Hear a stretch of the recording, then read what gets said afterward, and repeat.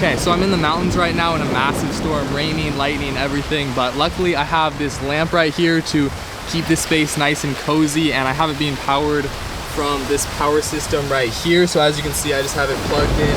Wow, these lightning strikes are getting close. I just have it plugged in right here, and then this one is going to, so I might have been lying just like a little bit. Okay, so this is a video on the Powdium power system.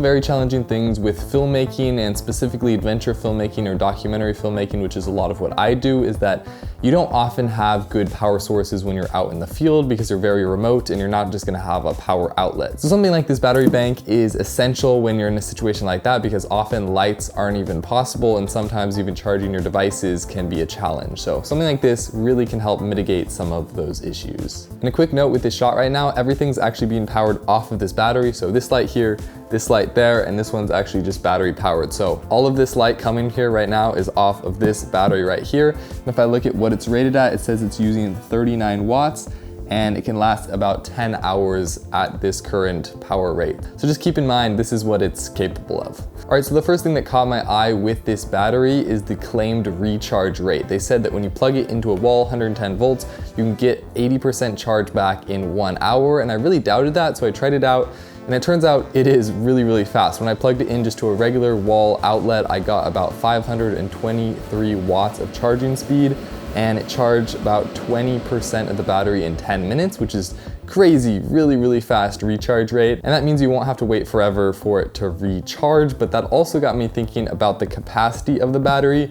And they claim that it is 614 watts of charge in this battery here. So I ran some tests to see if I could figure out if that was accurate. The first test I did was plugging in a 75 watt light bulb for 1 hour to see how much power it takes. And one thing I really like about this battery bank is that you can see live updates on how much wattage is actually being taken out at any one time. So super cool to see those live updates. But surprisingly, the wattage on this didn't say 75 watts, it said 65 watts. And after an hour of being plugged in, it had used 20% of the battery, which is significantly more than I'd expected due to my calculations at 75 watts for 1 hour based on the size of the battery, 614 watts. I expected it would take about 12% of the battery, but taking 20 is quite a bit more, suggesting to me that possibly the capacity of this battery is less than stated. Just to check, I tested it again with a 60 watt film light for an hour, and I expected it to use about 11 to 12% of the battery, and it ended up using 21%. So again, much more than expected, again suggesting that the capacity isn't quite as high as they state. And I also just did a quick test with plugging in a light and looking at the estimated runtime just to calculate the wattage. All right, so here's a very rough estimate of battery capacity. If I turn on this battery with a light plugged into it, as you can see when it turns on, we are currently drawing 65 watts and the battery's at 100%, and we have an estimated 7 hours of runtime now calculated. So if we calculate that out, 65 watts times 7 hours, that gives us 455 estimated watts of this battery system at 100% battery, which is significantly less than the rated 614.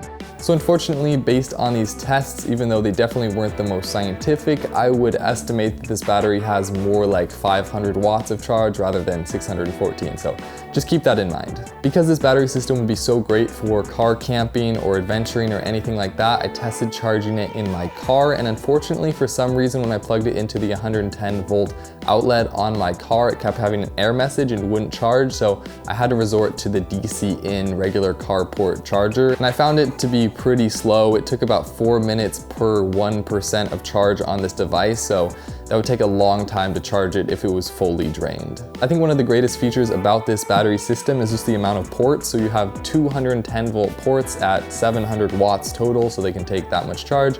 You have 2 USB-A ports, a USB-C port, a couple DC in ports, car charger, 12 volt ports, just lots of different options, and it comes with a little flashlight on it. So if you're ever in a situation where you need a built-in flashlight, super simple, you have that there. And luckily in most situations, the fan on this device isn't running. So right now it's not running with all these lights being powered, but if you go over 100 watts, the first level of fan comes on, which isn't too loud. And then another point like 200, 300 watts turns on a louder fan, which is quite noticeable, and if you're filming something, it might be a problem with audio, but generally not too big of an issue.